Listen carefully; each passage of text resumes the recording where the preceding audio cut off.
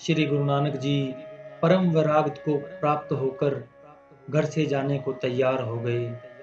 चंदो और मूला अब यहाँ रहना नहीं चाहते थे, क्योंकि नानकी और जयराम अधिक चंदों को रखना नहीं चाहते थे।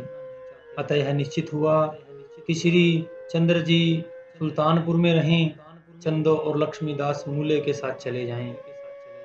जाते समय चंदो ने जब श्री नानक जी की ओर देखा तो बहुत क्रोध में आग बबूला होकर बोली, मैं पूछती हूँ, हे नानक, क्या इसी बलबूते पर विवाह किया था? क्या अपनी स्त्री और बच्चों को छोड़कर जाना इसी का नाम पुरुषार्थ है? यह सुनकर श्री गुरु नानक देव जी ने यह शब्द कहा, मिल मात पिता पिंड कमाइयां, तिन करते लेख लिखाइयां, लिख दाती जोत वड्याइयां, मिल माइयां सुरत गवाइयां। मूरख मन काहे करसन माना, उठ चलना खसमे पाना, तज साध सहज सुख होई, कर छड्डने रहे ना कोई। किछ खाजे किछ कर जाई, जे बहुड़ दुनिया पाइयां, सज काया पट हाटे, फरमाइयां बहुत चलाएं, कर सेज सुखाली सोवे, हथ पौड़ी काहे रोवे। कर घुमण वाणी पाई, पाप पत्थर तरन ना जाई, पाऊं एड़ा जीव चढ़ाई, कहे नानक देवो काहू।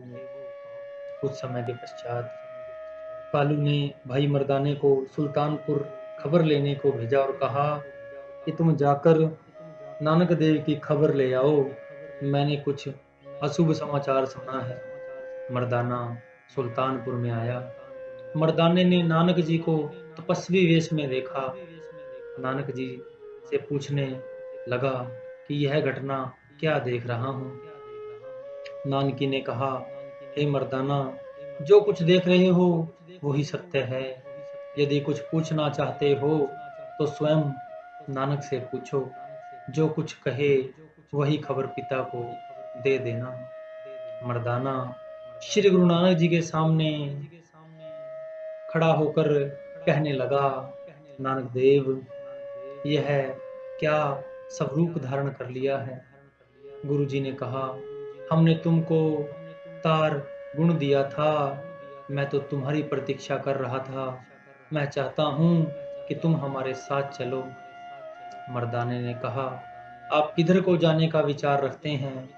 गुरु जी ने हंसकर फरमाया, भाई, जिधर उस परमात्मा की आज्ञा होगी उधर चले जाएंगे।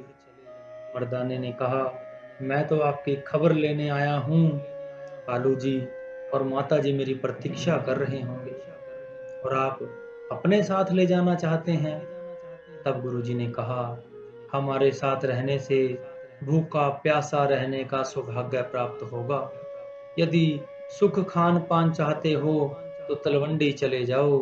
मर्दाने ने कहा, हे गुरुजी, अब मैं आपको छोड़कर कहीं जाने वाला नहीं हूँ। गुरुजी ने कहा कि तार बजाओ। तब मर्दाने ने कहा, मैं तार नहीं जानता। गुरुजी ने कहा, हमने तुमको तार का वर दे रखा है, वह कहाँ रखा है? मर्दाने ने कहा, आपने जहाँ रखा होगा वहीं पड़ा होगा। गुरुजी ने कहा, मर्दाना, हमारी आज्ञा मानकर रबाब बजाओ। तब मर्दाना रबाब लाने के लिए नगर में गया। उसने मिरासी साज बजाता एक पठान के सामने देखा।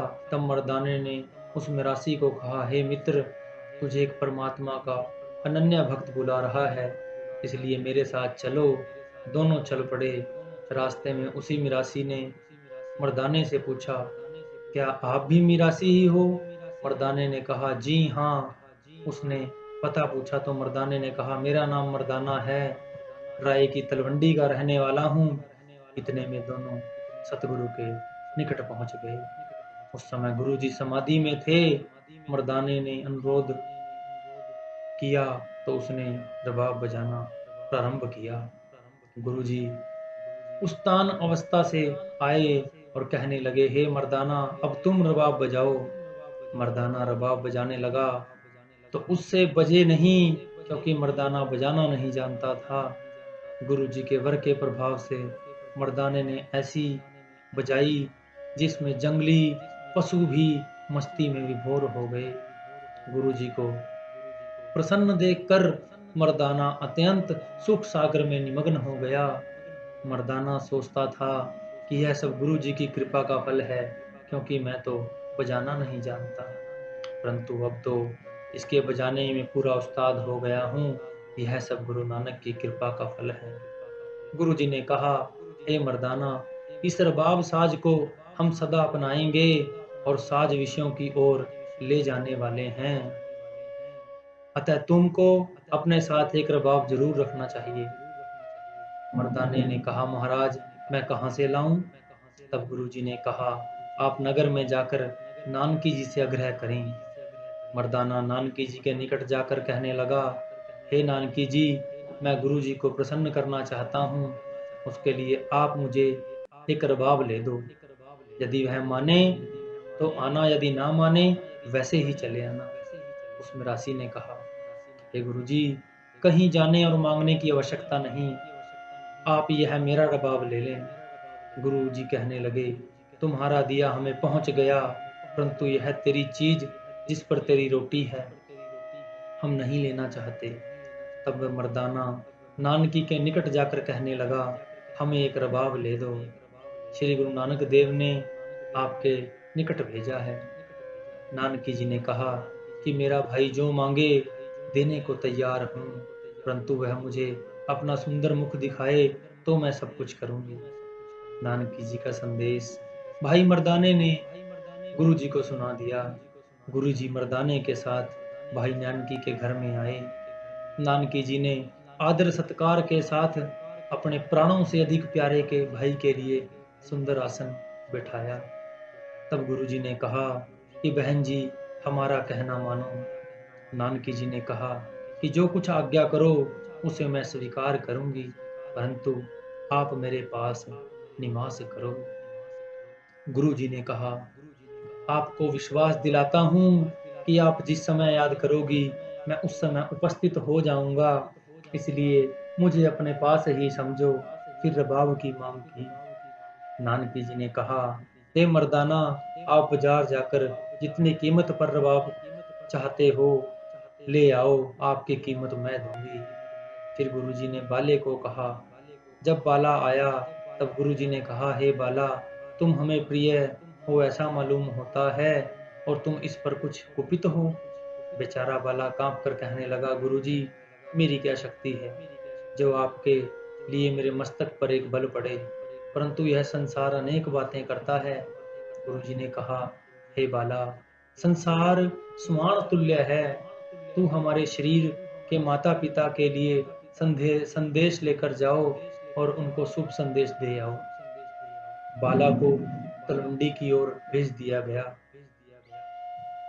और मर्दाना रबाब लेने चला गया।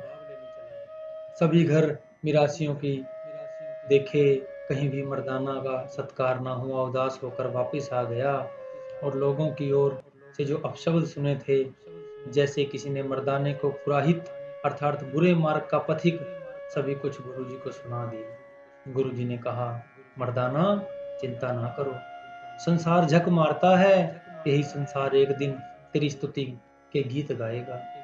अब तू जा और अच्छा रबाब ले आ।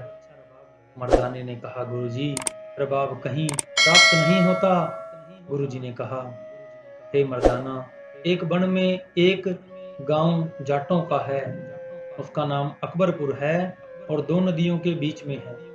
वहाँ एक मिरासी का घर है, उसका नाम फरिंदा है और उसे फेरू भी कहते हैं। उससे रबाब मांगो, यदि ना दे तो मेरा नाम ले लेना। मर्दाने ने कहा, गुरुजी, कीमत के रुपए भी तो चाहिए। गुरुजी ने कहा, रुपए नानकी जी से ले लो। मर्दाने ने नानकी जी से 7 रुपए लेकर गुरुजी के दर्शन किए। गुरुजी की आज्ञा पाकर मर्दाना रबाब लाने के लिए चल पड़ा। 3 दिन में मर्दाना उस गांव में पहुंचा। फिर उपरिंदे का पता पूछा।